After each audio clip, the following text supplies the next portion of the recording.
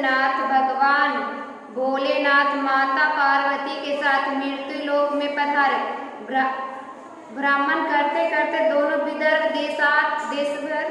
देशानगढ़ अमरावती नाम की अति रमणीक नगरी में पहुंचे। अमरावती नगरी अमरपुरी के सदृश सब प्रकार से सुखों से परिपूर्ण थी। उसमें वहां के महाराज द्वारा बनवाया हुआ अति रमणीक शिव जी की मंदिर था।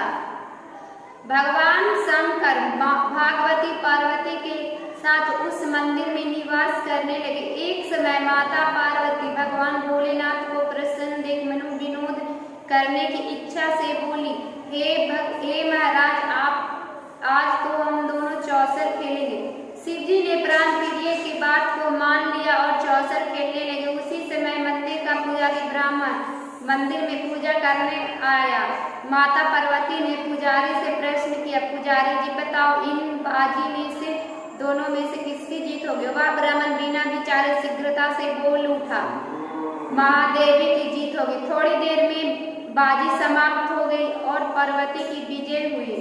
पार्वती जी बहुत क्रोधित हुई और ब्राह्मण को झूठ बोलने के अपराध के कारण शाप देने को उदित हुई। भोलेनाथ ने माता पार्वती को बहुत समझाया, परंतु ब्राह्मण को कोढ़ी होने का श्राप दे दिया। कुछ समय बाद पार्वती जी के शाप बस पुजारी के शरीर में कोढ़ पैदा हो गया।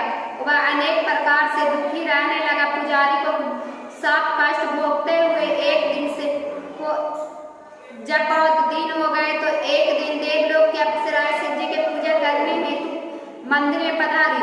पुजारी के कोढ़ के कष्ट को देख बड़े दया भाव से उससे रोगी होने का कारण पूछा। पुजारी ने निसर्ग को सारी बात बता दी। वे अप्सराएं बोली, हे पुजारी, तुम अधिक दुखी मत होना, भगवान शिव तुम्हारे कष्ट को दूर कर देंगे। तुम सब व्रतों से श्रेष्ठ कोढ़ सोमवार व्रत भक्ति भाव से किया करो। पुजारी ने अप्सरा से बिना भाव से कोढ़ सोमवार के व्रत की विधि पूछी। अप्सरा ने बताया, सोमवार को भक्ति के साथ व्रत करे, स्वच्छ वस्त्र पहने, संध्या उपासना के बाद आधा सिर गेहूं का आटा ले, उसके 3 अंग बनाए और घी गुड़ दीप ने हुए पूंगी फल बेलपत्र जनेऊ जोड़ा अक्षत चंदन पुष्प आदि के द्वारा प्रदोष काल में भगवान शंकर का विधि से पूजन करे। तत्पश्चात तीनों अंगों में से एक शिव जी को अर्पण करे, बाकी 2 को शिव जी का प्रसाद समझकर उपस्थित जनों में बांट दे और आप भी प्रसाद पाए। इस विधि से 16 सोमवार व्रत करे। 17वें सोमवार को पाव सेर गेहूं के आटे और की बाटी बनाए, उसमें घी और गुड़ मिलाकर चूरमा बनाए, भगवान भोलेनाथ को भोग लगाकर उपस्थित भक्तों में बांटे। उसके बाद कुटुंब सहित प्रसाद ले तो शिव जी की कृपा से उनके सभी मनोरथ पूर्ण हो जाते। ऐसा कहकर अप्सराएं स्वर्ग को चली गई। ब्राह्मण ने यथा विधि कोढ़ सोमवार की व्रत किया तथा शिव की कृपा से रोग मुक्त होकर आनंद से रहने लगा।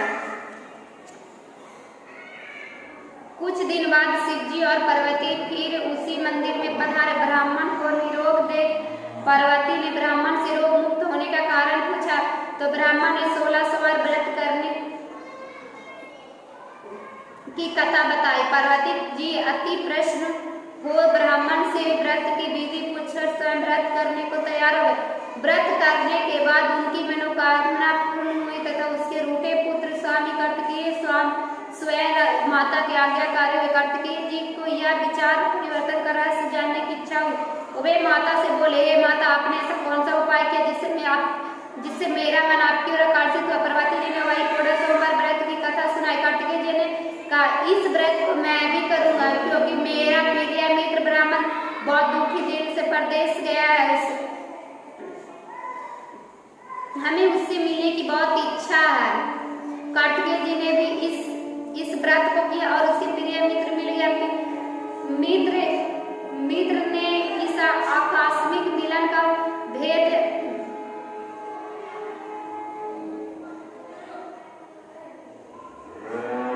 कार्तिकेय से पूछा तो बोले,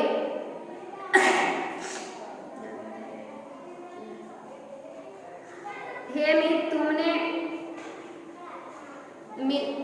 हमने तुम्हारे मिलने की इच्छा करके 16 सोमवार का व्रत किया था।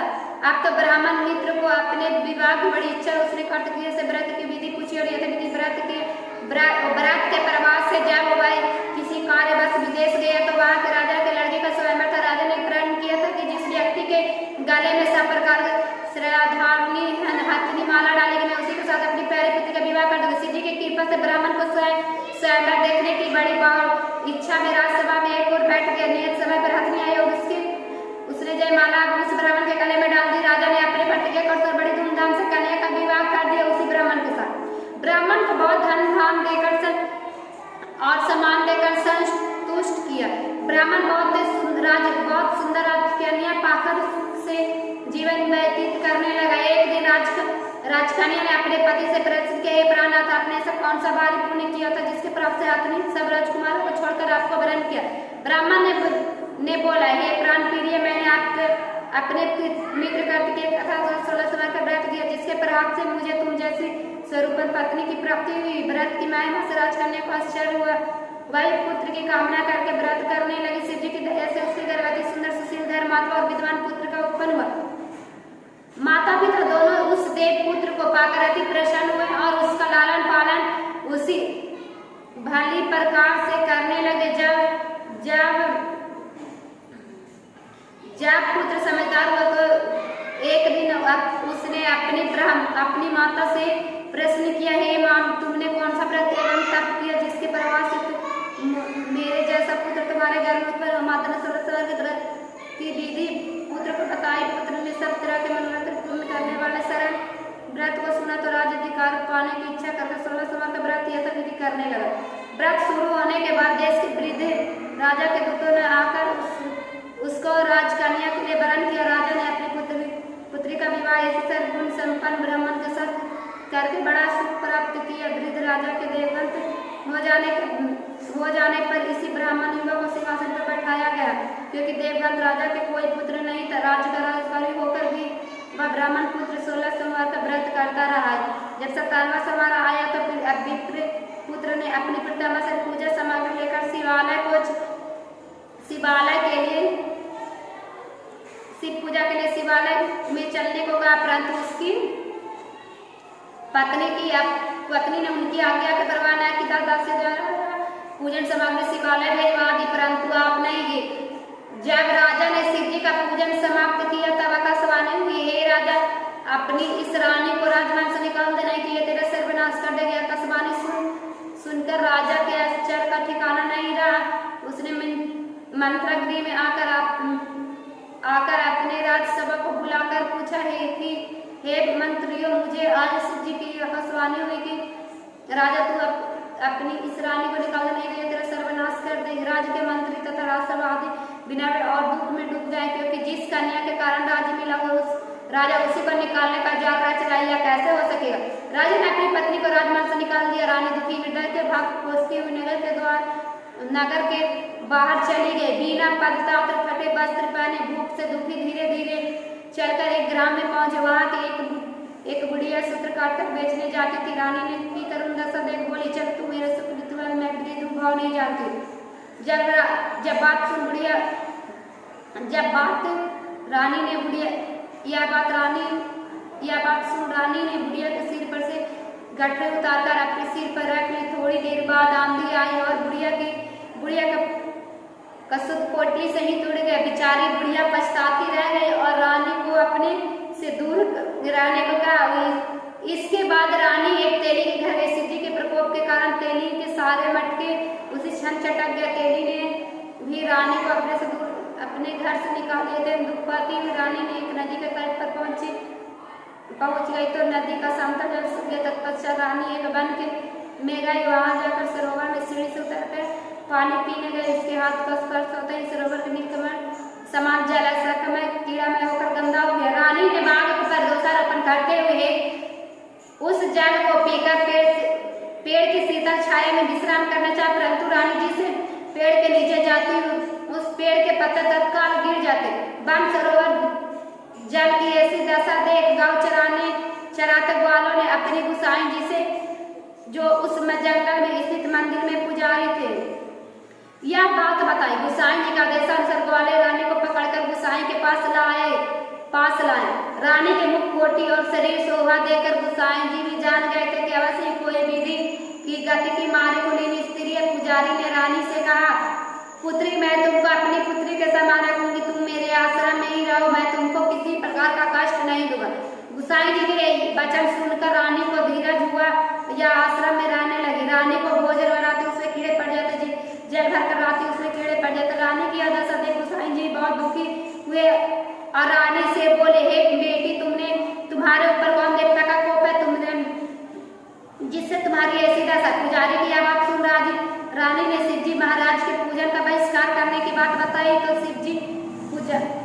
पुजारी शिव जी महाराज के अनेक प्रकार का स्तुति करते हुए रानी से बोले कि पुत्री, तुम सब मनोरथ पूर्ण करने वाले 16 सोमवार व्रत करो, उसके प्रभाव से अपने कष्टों से मुक्त हो सकोगे। गोसाई जी की बात मानकर रानी ने 16 सोमवार व्रत किए और 17वें सोमवार को विधि विधान सहित पूजन किया। उस पूजन के प्रभाव से राजा के हृदय में विचार उत्पन्न होने के हुआ कि रानी को गए बहुत समय व्यतीत हो गए, न जाने कहाँ भटकती दूसरे ढूंढना चाहिए। यह सोचकर रानी को तलाश करने के लिए राजा ने चारों दिशा में दूध रहते हुए रानी को ढूंढते हुए पुजारी का आश्रम में पहुंचे। वहां रानी को पाकर पुजारी से रानी ने अपने साथ ले जाने का आग्रह करने लगे, परंतु पुजारी ने न कर दिया। दूध चुपचाप लौट आया और महाराज को पूजन रानी का पता बतलाया। रानी का पता पाकर राजा स्वयं पुजारी के आश्रम में गए और शिव जी से प्रार्थना करने लगे। महाराज, जो देवी आपके आश्रम में रहती है वो